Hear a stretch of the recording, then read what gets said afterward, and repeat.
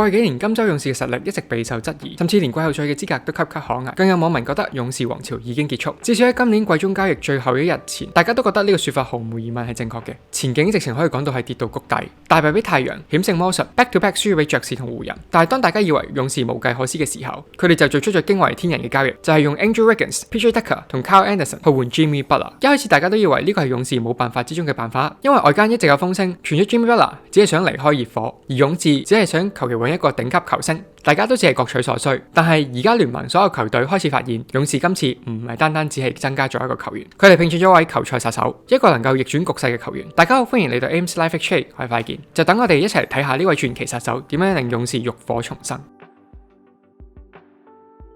喺 NBA 裏面有3類球員，第一類係薪水大盜，佢哋單純坐喺場邊睇波同埋賺頂級嘅球薪；第二類就係球痴，佢哋單純享受打籃球；而第三類就係球賽殺手，佢哋會不惜一切代價去贏取每一場比賽，目標係聯賽冠軍。而 Jimmy Butler 正正就係第三類，佢一定唔係最有天賦嘅球員，亦都唔係運動力最強嘅球員，更加唔係一個大隻 B。但講到對勝利嘅慾望同執着 ，Jimmy Butler 絕對係頂級。當球迷一知道勇士要用 Andrew Wiggins 嚟做交易嘅時候，一定會充滿質疑。畢竟 Wiggins 係當年奪冠嘅大功臣，從數據上面嚟睇，佢哋兩個都係可攻可守嘅球員，甚至 Wiggins 係更有天賦、更有未來。而 Jimmy Butler 自己都認同呢個說法。從各個層面嚟睇，呢個交易絕對唔被睇好。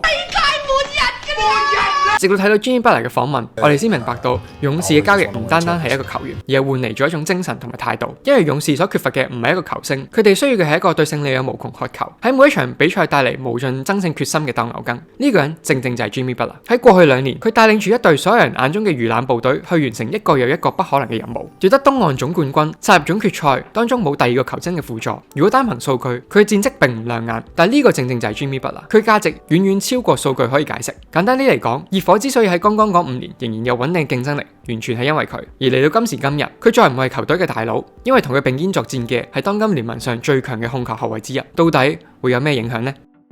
過去幾年，球迷不斷咁懇求管理層招攬多一個球星，分擔 Curry 嘅重擔。而家睇起嚟，佢哋唔單止招攬一個球星，更為 Curry 帶嚟最強武器。而Butler嘅角色可以從幾個方向發揮功效。第一，佢可以做到 Curry 做唔到嘅嘢，企上罰球線。當然 Curry 係當今世上最偉大嘅得分球員之一，但要數到佢其中一個弱項就係 draw foul， 而呢一招正正就係 Jimmy Butler 嘅強項。呢個舉動完全改變咗勇士嘅節奏，緩衝急速嘅進攻節奏，給予 Curry 從來未有過喺比賽當中嘅休息。試想下，37歲 NBA 嘅高齡，仍然每一晚不停咁跑動，遊走單擋，不斷被 double team 追趕，拍檔進攻到底有幾攰？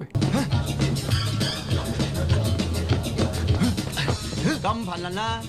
而 Jimmy Butler 嘅加入，超強嘅單打技巧、狡猾嘅 draw foul 技能，為對方嘅球員帶嚟麻煩，更可以緩衝急速嘅進攻節奏，令其他球員有足夠嘅休息。如果 Curry 喺球賽嘅第4節仍然保持全速前進，你話有幾恐怖呢？第二，同 Curry 組成一剛一柔完美嘅組合，聯盟其他球隊都了解勇士係一隊成也3分、敗也3分嘅球隊，所以防守嘅時候着重喺3分線追逐射手，睇死勇士冇其他進攻招式。過去幾年事實亦都正正如此，但係今時唔同往日，因為 Jimmy Butler 有住完全相反嘅打法。當 Curry 擁有住超遠程嘅投射技術，Butler 就具備穩定嘅中投同致命嘅切入。當 Curry 依靠運球技巧同速度，Butler 就全靠力量同切入去摧毀對方嘅防守。防守隊伍唔能夠淨係死守3分，佢哋要提防一個隨時攝入嘅刺客，殺你一個措手不及。第三，防守隊嘅防守噩夢，原本已經要派2-3個人招呼高機動性嘅 Curry， 而家仲要調配人手去應付呢個完全唔同打法、硬橋硬馬嘅 Jimmy Butler。同時亦都令到 Curry 喺進攻嘅時候更加可以放開心態，因為以前冇 Jimmy Butler 嘅時候，進攻嘅壓力全喺自己身上，只要射失波就會迎嚟 turnover 嘅反噬。但而家有咗 Jimmy Butler 嘅加盟，進攻模式更加多樣化，唔單止可以切入，仲可以單打，更可以喺 Curry 射失嘅時候補籃。試問有咁樣嘅組合，點樣會唔令人聞風喪膽呢？當年 Jrue Holiday 喺季後賽完全守唔住 Jimmy Butler 就係最好嘅證明。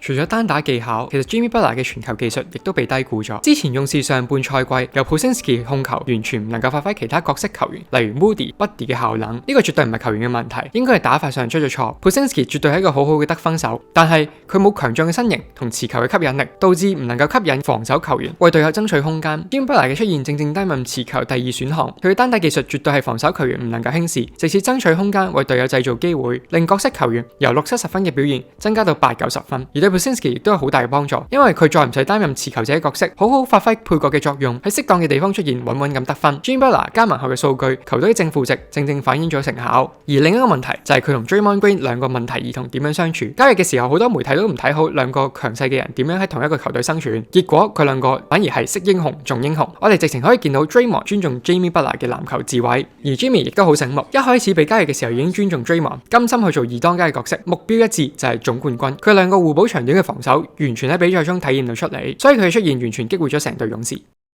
試諗下，如果 Jimmy Butler 可以帶領住一隊無名之獸兩度殺入總決賽，仲將佢哋變成球星，想象下佢同勇士一班後生仔可以產生咩化學作用 ？Kuminga、Moody、Post、Pozinski、Santos， 當然佢哋未必會成為超級球星，但係一定會對佢哋成長有幫助。簡單啲睇 Tyler Hero 就係一個好好嘅例子，點樣由一個菜鳥蛻變成為 All-Star 球星 ？Jimmy Butler 唔單止帶嚟技術，佢更將熱火精神帶到勇士。如果你熟讀 NBA 歷史，你就會知道熱火精神唔係講玩，嗰種不屈不撓、力挽狂瀾、越強越強嘅氣勢。而近年傳承呢種精神嘅人，正正就係 Jimmy Butler。假設 Kuminga 得到 Tyler Hero 般嘅成長，勇士隊會對其他隊伍帶來幾大嘅威脅？